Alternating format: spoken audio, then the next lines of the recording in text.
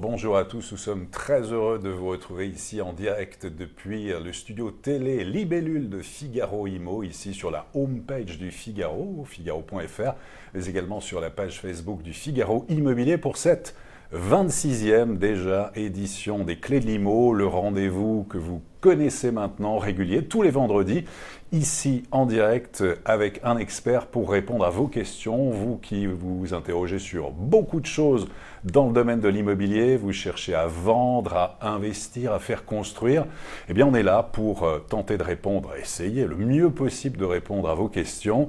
Et après l'investissement dans le neuf, après la maison individuelle, après l'international, aujourd'hui on va parler de rapport locatif, rapport entre propriétaires et locataires, on va parler de copropriété, on va parler de bail mobilité, avec un expert ici en plateau, qu'on est très heureux de recevoir, c'est Géraud Delvolvé. Bonjour. Bonjour Olivier, bonjour à tous. Alors Géraud Delvolvé, déjà venu ici, Exact. C'était il y a quelques mois, délégué général de l'UNIS. Alors l'UNIS, on peut en dire un mot? L'Union des syndicats de l'immobilier, c'est 5000 professionnels de la gestion locative et de la copropriété, de la transaction, de la promotion et de la rénovation. Très bien, voilà. Merci aussi, j'en profite pour vous remercier. Vous êtes de plus en plus nombreux à nous poser des questions. Alors, on ne peut pas répondre à tout le monde. On en sélectionne, on annonce l'invité dès le lundi et on est là, on se donne ce rendez-vous du vendredi entre 13h et 13h30. Donc, on a toute une série de questions. Vous pouvez quand même intervenir en direct, nous relancer, nous donner de bons plans, nous contrer éventuellement, si vous n'êtes pas d'accord. On est là en tout cas jusqu'à 13h30 et on va démarrer donc sur ces rapports locatifs. Prêt, le plus clair possible, Géraud? Je ferai en sorte. Très bien. Allez, on attaque tout de suite, on commence par une question d'Anne-Laurence. Alors Anne-Laurence nous dit « Je suis propriétaire, je souhaite savoir comment trouver un locataire pour un bail mobilité ». Grande question. Nouvelle question, puisque le bail mobilité est assez récent. Et il s'adresse déjà à des locataires très ciblés, des locataires, des candidats locataires qui sont en stage, en mutation professionnelle, en formation, en apprentissage par exemple. Donc évidemment, dans l'annonce que vous ferez paraître, mentionnez bien bail mobilité. Je doute qu'on ait de la place pour énumérer les catégories, mais si vous avez des espaces complémentaires, vous pouvez reprendre ces conditions, à qui ça s'adresse, la durée, maximum 10 mois, etc., de telle sorte que ça flèche vers le public que vous recherchez. Et bravo à vous de vous orienter dans cette voie. Oui, parce que c'est tout nouveau, on le rappelle, pour les internautes, ce bail mobilité, il est effectif depuis, on va dire, le début de l'année.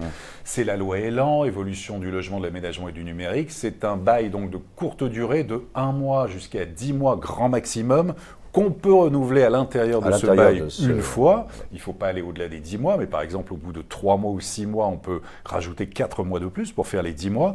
Et puis donc, Géraud l'évoquait, ça s'adresse donc aux personnes en formation, en stage, en études supérieures, en contrat d'apprentissage, en mutation professionnelle, en mission temporaire, en service civique. Voilà pour ce bail de location de 1 mois à 10 mois. Sur Figaro Immo, on commence à en voir un petit peu.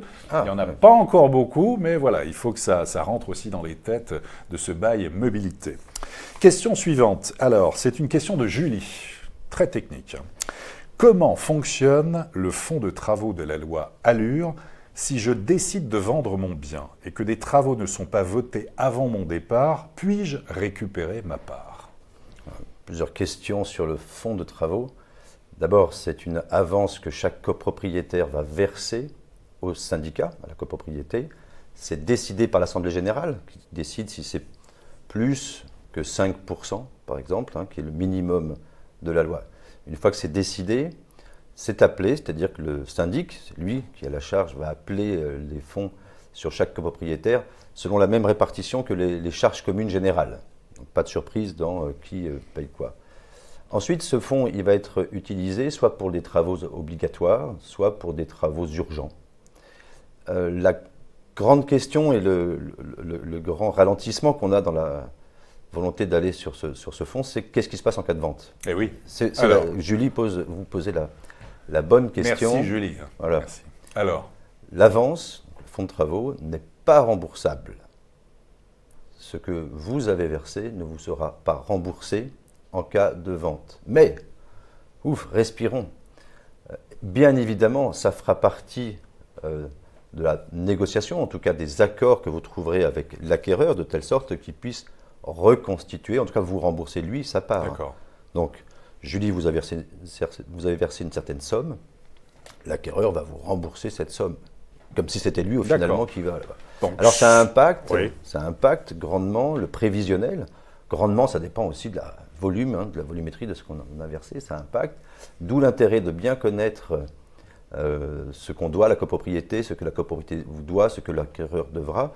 Et là, le syndic a un outil, un produit qu'on appelle l'état daté des sommes restantes à verser ou des sommes à rembourser, qui est produit au moment des ventes. Donc le notaire peut, au vu de cet état, arbitrer et recomposer le plan financier. D'accord, donc merci de ces précisions. Donc ce qui veut dire que Julie, a priori, sur le principe en tout cas, non dans un premier temps, mais il y a quand même une ouverture, une possibilité, ce que nous dit Géraud, c'est ça, pour récupérer sa part. Exactement. Pas auprès de la copropriété, mais auprès de l'acquéreur. Très bien. Question suivante. Alors c'est Bouville. Bouville, quels sont les papiers indispensables et les diagnostics à fournir pour la location ? Pour le candidat à la location. Pour la location, c'est la question de Bouville. Alors. Bon. Très bien. C'est très limité. On va exiger du candidat à la location 4 documents. Votre identité, une preuve de vos ressources, une preuve que vous êtes en activité professionnelle et un justificatif du domicile où vous êtes, pas celui où vous voulez aller, bien entendu. Donc un contrat de travail, un bulletin de salaire, une quittance d'électricité ou de loyer ou de ce que vous voulez là où vous êtes, et une carte d'identité ou un passeport ou un permis de conduire. Je crois que c'est autorisé. Tout cela, donc ça c'est obligatoire en termes de papier. Avant de voir les diagnostics, ça c'est vraiment, selon vous, Géraud, la liste obligatoire à fournir, en tout cas pour le propriétaire bailleur. Hein. Ce n'est pas la liste obligatoire, c'est la liste maximale de ce qu'on peut exiger. Et concrètement, tout le monde, tous les bailleurs, tous les professionnels vont demander. D'un point de vue assurantiel, ils sont obligés de s'assurer de tous ces renseignements. Pas d'éléments financiers à donner ? Je dis ici des preuves des ressources, par exemple, des bulletins de salaire. C'est-à-dire quoi, les 3 derniers bulletins de salaire, ou qu'est-ce qu'il faut donner ? Oui, la régularité du bulletin de salaire, on ne peut pas tout dévoiler, mais enfin, il faut quand même rassurer. L'enjeu, c'est de rassurer le bailleur pour dire j'ai un locataire solvable. Donc le candidat locataire va faire en sorte de prouver sa solvabilité. C'est de la confiance, mais de la confiance sur preuve. Très bien. Ça, c'est pour les papiers. Donc, oui. Et puis alors, côté diagnostic. Donc, là, il y a des choses très précises. Maintenant qu'on s'est occupé de l'homme ou de la femme, voilà, on va s'occuper du bien. Donc, rapidement, le diagnostic de performance énergétique, le diagnostic amiante, le diagnostic plomb, l'état parasitaire n'est pas obligatoire, mais pour le bailleur, c'est mieux de le demander, de le produire. Comme ça, on sait qu'à date, il n'y avait pas notamment des insectes parasitaires dans les sommiers de matelas latérales. Oui, il vaut mieux, oui. J'ai oublié le risque naturel et pollution. En gros, c'est zone sismique, zone Céveso, rappelez de Toulouse, et je pense que j'ai fait le tour. Voilà, pardon, fondamental, pardon, Julien peut-être. Pardon, Bouville. Un état de l'installation électrique, de l'électricité et du gaz. Plus de 15 ans. Voilà, il y a une distinction. Sur la durée, là aussi, sur les durées de validité, souvent des questions... C'est pas harmonisé, c'est évidemment pas harmonisé. DPE, par exemple, c'est 10 ans de validité. L'état thermite, c'est 3 mois. Donc, un diagnostic, en fait, électrique, notamment, bien sûr, si l'installation a plus de 15 ans. Le gaz, c'est important. Le plomb, l'amiante, évidemment, et l'état des risques naturels, miniers ou technologiques, par exemple, qui ont une durée de validité courte, qui est là de l'ordre de 6 mois. Question suivante. Alors, c'est Ségolène. Merci Ségolène. Alors, un de mes locataires occupant un studio meublé depuis 30 ans et n'ayant aucune difficulté financière, ne paie pas son loyer depuis quelques mois, ne répond pas au courrier, lettre recommandée, elle revient à l'expéditeur. Que faire ? Son bail est d'1 an renouvelable par tacite reconduction. Peut-on résilier son bail, comment procéder? Ce cas m'inquiète, Laurence. Ségolène. Ségolène. Ce cas m'inquiète si vous louez ce logement à une personne depuis 30 ans qui l'a versé régulièrement ses loyers et que tout d'un coup il ne répond pas. À part les aspects juridiques, c'est est-ce qu'il y a encore quelqu'un dans la maison, en fait? Je veux dire, bon, sérieusement. C'est une plaisanterie, Jérôme. Non, sérieusement. C'est une plaisanterie. Il peut ne plus y avoir personne. Enfin, je veux dire. Enfin bon. Si jamais c'était pas le cas, bon. Oui, c'est embêtant pour vous. Vous lui avez écrit, il n'a pas répondu. Il faut lui envoyer un commandement de payer par huissier. Et après un délai de 30 jours, s'il n'y a pas de 2 mois, je vais prendre mon renseignement pour être bien sûr. Un délai de 2 mois, bien sûr. 2 mois, délai de 2 mois. 2 mois. Alors, on va pouvoir saisir le juge, le tribunal d'instance. L'huissier, par ailleurs, lui, aura saisi on va former la CAPEX, la Commission de prévention des expulsions, et se mettra en route une procédure assez longue, assez lourde pour récupérer la créance, donc les loyers qui ne sont pas versés. Et si c'est toujours pas le cas, on va s'inquiéter sur d'autres points. Je pensais par exemple s'il y avait un crédit, la commission de surendettement, d'endettement va être saisie également. Et la loi Elan, pour vous rassurer, a essayé de clarifier un peu les 2 procédures de telle sorte qu'il n'y ait pas de blocage d'une commission sur l'autre. Bon, donc pour résumer, un commandement de payer par huissier, et si dans les 2 mois il ne se passe rien, alors vous passerez à une étape supplémentaire. Voilà, en tout cas, Ségolène, la réponse de Géraud, dans un premier temps, qui répond en disant, et attendez, vérifiez quand même, il y a peut-être un problème de santé, parce que depuis 30 ans, il payait régulièrement son loyer, depuis pas de nouvelles, il ne répond pas. Donc là, Géraud se dit, il y a peut-être déjà un problème de santé. Si ce n'est pas le cas, donc procédure judiciaire, ce que vous dites, ça, ouais, il faut partir, et dans ce cas-là, entamer une procédure judiciaire. La procédure est très très précise, et en termes d'actes à produire, et en matière de délai. Et vous avez tout intérêt à vous faire accompagner sur ces procédures. Même si la procédure devant le tribunal d'instance est dispensée d'avocat, il est important quand même de voir quelqu'un qui balise et qui valide tout ce que vous aurez à produire en termes de documents, du quand et du comment.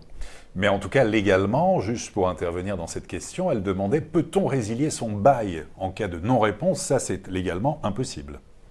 Aussi, le défaut de paiement entraîne la possibilité de résilier. D'ailleurs, dans le bail, vous pouvez le vérifier, il y a une clause résolutoire. Et tout ce que je dis, c'est à condition qu'on ait cette clause qui dit il n'y a pas de paiement, donc on résilie. C'est bien ça l'enjeu.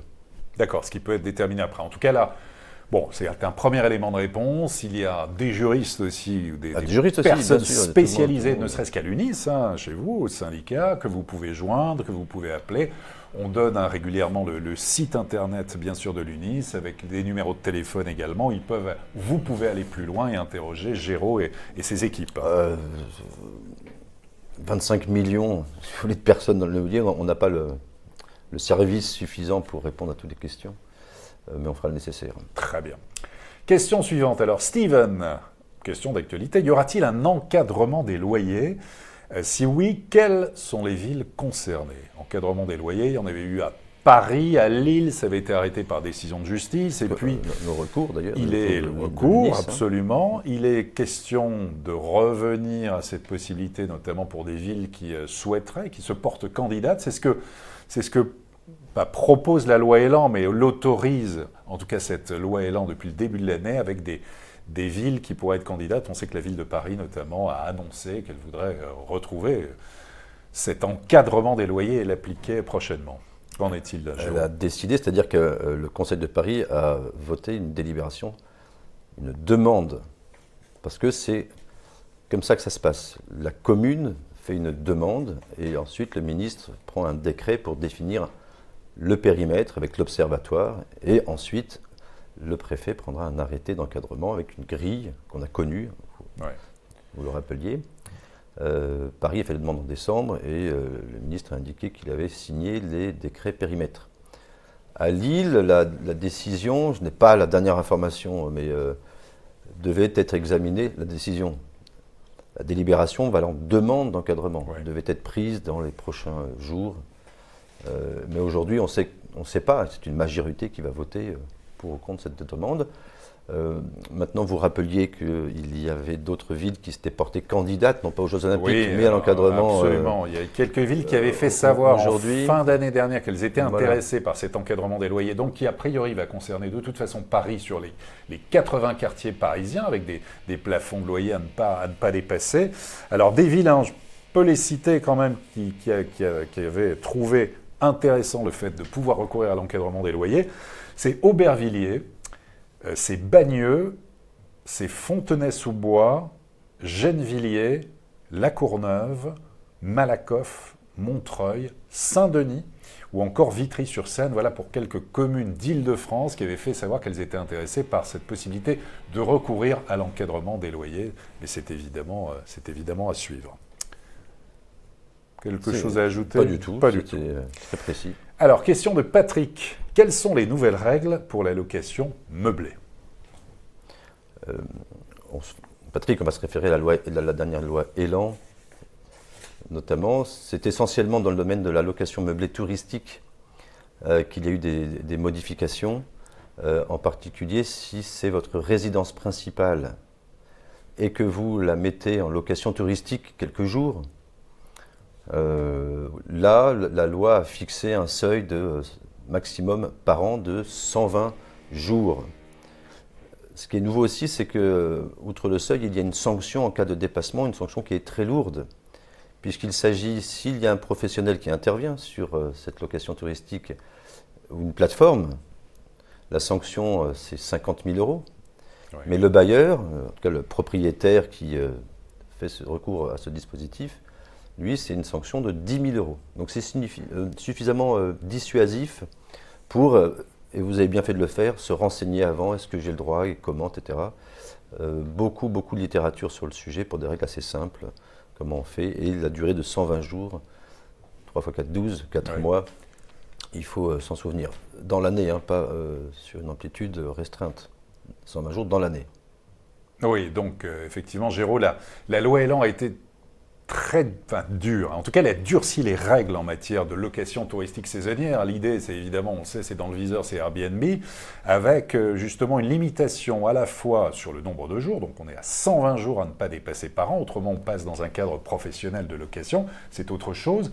Et puis, il y a l'obligation pour les loueurs donc, de se déclarer sur les plateformes, c'est obligatoire, autrement on risque des amendes, et pour les plateformes aussi qui ne mettent pas un numéro d'enregistrement ou qui laissent en fait des propriétaires mettre leur annonce comme ça en ligne et qui dépasserait les 120 jours, eh bien là c'est considéré comme illégal et là les montants peuvent aller jusqu'à 50 000 € d'amende notamment, donc des deux côtés, à la fois côté propriétaire qui met en location en tout cas sa résidence principale comme pour les plateformes, les règles se durcissent beaucoup pour ces locations touristiques saisonnières. Ensuite, alors, question de Jean-Charles. Qui est concerné par le permis de louer? On a l'impression, dit Jean-Charles, que tout est fait pour empêcher de louer. C'est un commentaire de Jean-Charles. Alors, ce sont les bailleurs dont les biens se situent dans des périmètres qui sont décidés par la mairie. Donc, la première chose à faire, c'est savoir est-ce que ma mairie, ou est-ce que la mairie de ma commune a pris un arrêté de permis de louer et dans quel périmètre, dans quel quartier en gros. Voilà. Certaines en ont fait sur la totalité, certaines ont dessiné certains quartiers. Quand je dis certaines, parce que ce n'est pas facile à suivre. On en a eu récemment encore à Marseille, oui. Un périmètre a été défini. En région parisienne, plusieurs communes l'ont mis en place. Beaucoup de communes, un peu comme l'encadrement, veulent le mettre en place. Alors il faut savoir que c'est une mesure de lutte contre l'habitat dégradé, contre les marchands de sommeil, pour vérifier que les biens soient en état de décence. La philosophie de la mesure est bonne. La philosophie de la mesure, c'est pas sanctionner les propriétaires de manière idéologique. Il y a parfois des locations qui dépassent l'entendement quand on voit l'état des lieux et quand on voit aussi le nombre de personnes qui sont logées. C'est ça l'économie du système. Là où je suis d'accord avec vous, où nous sommes d'accord avec vous, c'est que si le périmètre est trop large et général, Alors, des gens comme vous qui avez bien géré vos biens depuis longtemps, subitement, vous vous sentez ostracisé, on va vous accuser d'être ceci, cela. Non, ce n'est pas le cas, mais je crois que s'il y a une politique qui veut éradiquer l'habitat dégradé, on peut s'y mettre tous. Ce que nous sommes en train de faire, c'est rendre ce permis de louer gratuit, à titre de la collaboration à une politique du logement et de lutte contre l'habitat dégradé. Mais quand vous dites nous, c'est-à-dire nous les professionnels de l'immobilier, l'UNIS et les autres professionnels de l'immobilier avons de demander la gratuité de la délivrance de ce permis de louer, parce que certaines communes avaient mis des frais de dossier. Ouais. Bon, la loi Elan, c'était un peu compliqué, parce que plusieurs lectures, le Conseil constitutionnel qui a dit ça c'est nouveau, donc tac, tac, tac. Bon, il y aura vraisemblablement d'autres projets de loi ou propositions de loi sur l'habitat dégradé, on en voit émerger un petit peu. Donc il est très probable qu'on puisse, pour nous encourager et vous encourager à desserrer les dents, le rendre gratuit. Pour l'instant, ce n'est pas le cas. Oui, c'est pas le cas. Bon, juste quand même, rappelez que ce permis de louer ne s'applique pas partout. C'est pas partout. C'est uniquement dans certaines communes qui considèrent qu'il y a des quartiers ou des zones où l'habitat est tellement dégradé, tellement indigne qu'il a pu même être pris par des marchands de sommeil, qu'ils considèrent qu'il faut des permis de louer pour autoriser justement, pour inciter éventuellement derrière à faire des travaux. Et voilà, c'est pour aussi éviter des drames comme il s'est produit à Marseille ou autre. Et en fait, quelques villes en région parisienne, même en province, ont déjà mis en œuvre le permis de louer. C'est Calais, c'est Clichy, c'est Gennevilliers, Mantes-la-Jolie, Château-Renard, Béziers ou encore Libourne qui ont mis en place des permis de louer dans certains quartiers de ces communes. Voilà, une mesure qui permet d'identifier des marchands de sommeil. Et il faut donc avoir ce permis de louer. C'est un prix qui varie. Donc là, il faut payer. Le propriétaire, bailleur doit payer. C'est entre 60 à 140 euros. Et ça varie selon la commune. Mais vous nous le disiez, Géraud, vous essayez de le rendre gratuit, en tout cas, ce permis de louer. Oui, car c'est à chaque fois qu'on met en location, on demande un permis de louer. Donc si ça tourne beaucoup, ce qui est bien, bail mobilité, je ne sais quoi, on ne va pas à chaque fois sortir 140 euros plusieurs fois par an. Enfin, c'est insupportable pour le bailleur. Très bien. À propos de bailleurs, à propos de travaux, vous l'entendez peut-être, on l'entend ici, la perceuse. Tant mieux, on est dans une émission sur l'immobilier, donc ça tombe bien. Mais, donc il y a ce petit bruit quand même qui vient, mais voilà, on est aussi en travaux. Alors, question de Simon.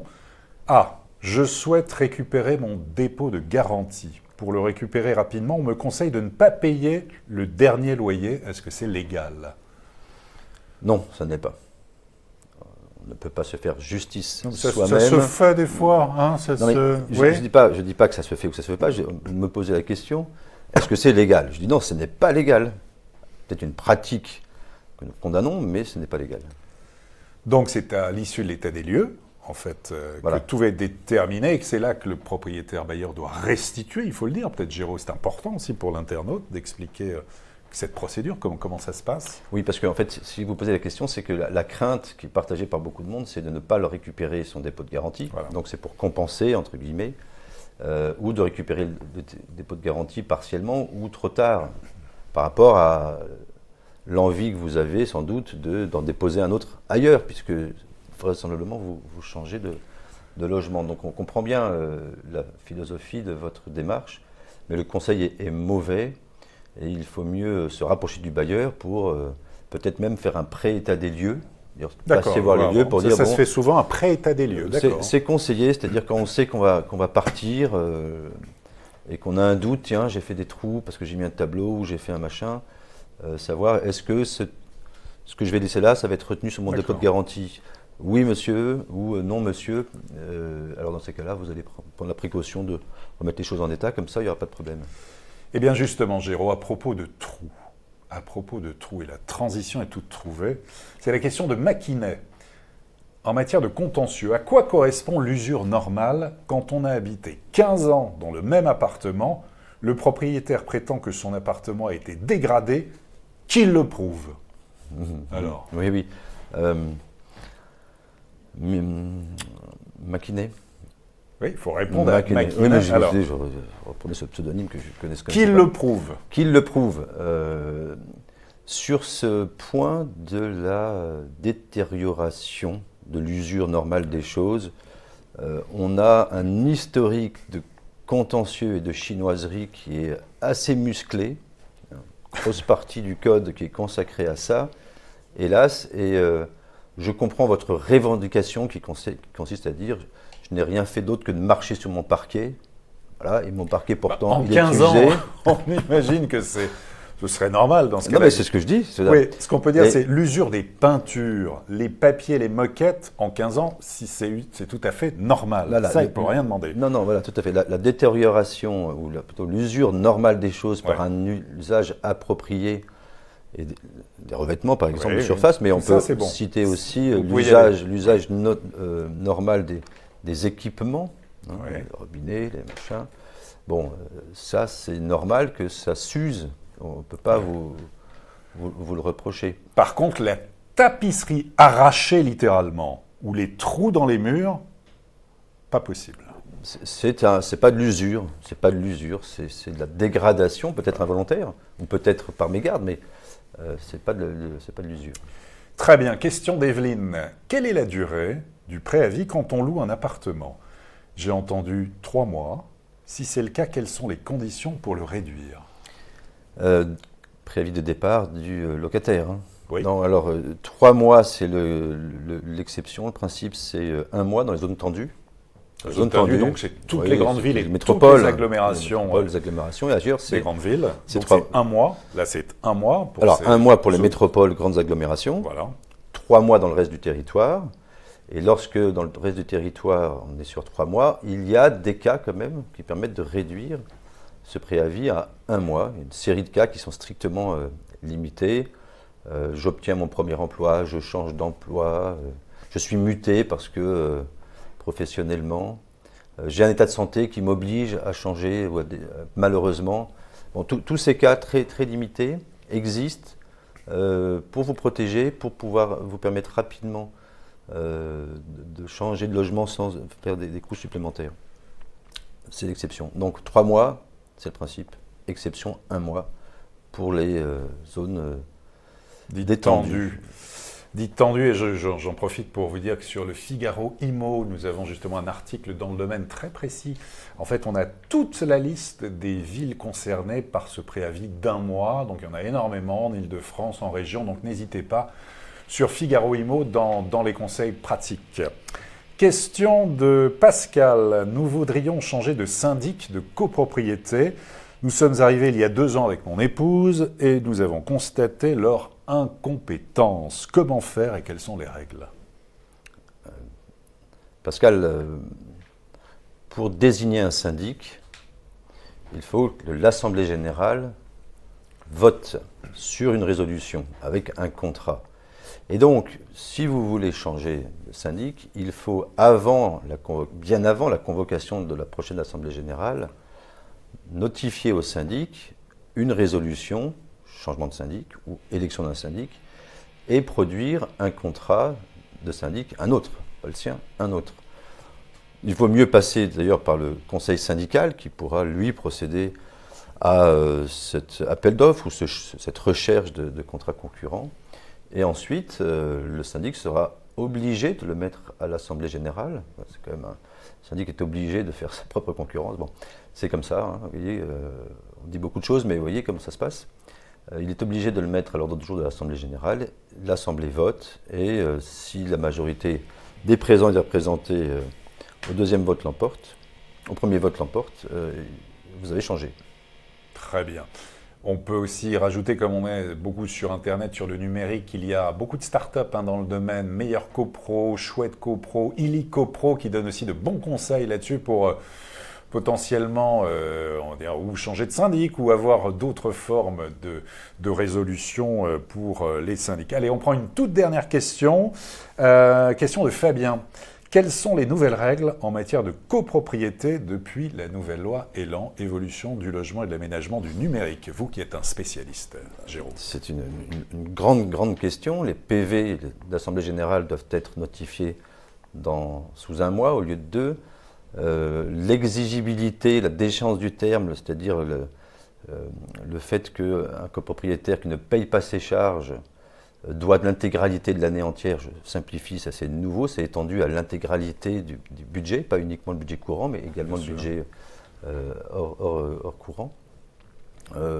On peut citer aussi la rénovation, les travaux de rénovation qui repassent à la majorité de l'article 25.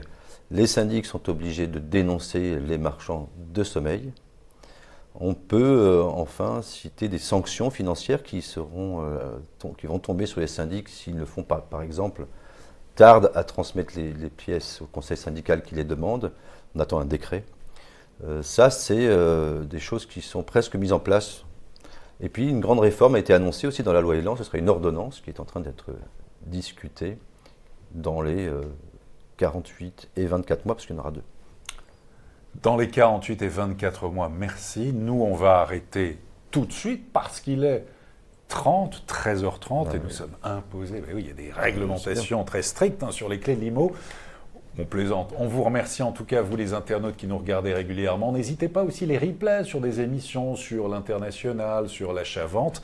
Merci infiniment, Géraud. Merci Olivier de ce moment passé avec sur les les questions clés. Délégué général de l'UNIS, l'Union nationale de l'immobilier. L'Union des syndicats immobiliers. Vous pouvez en savoir plus en allant sur le site de l'UNIS ou en restant connecté aussi sur Figaro Immo et Figaro Immobilier pour vous donner des conseils pratiques, vous qui souhaitez être informés régulièrement de ce qui se passe dans ce domaine passionnant de la pierre. En attendant, très bonne journée, bon week-end et à très bientôt pour une prochaine édition des Clés de l'Immo.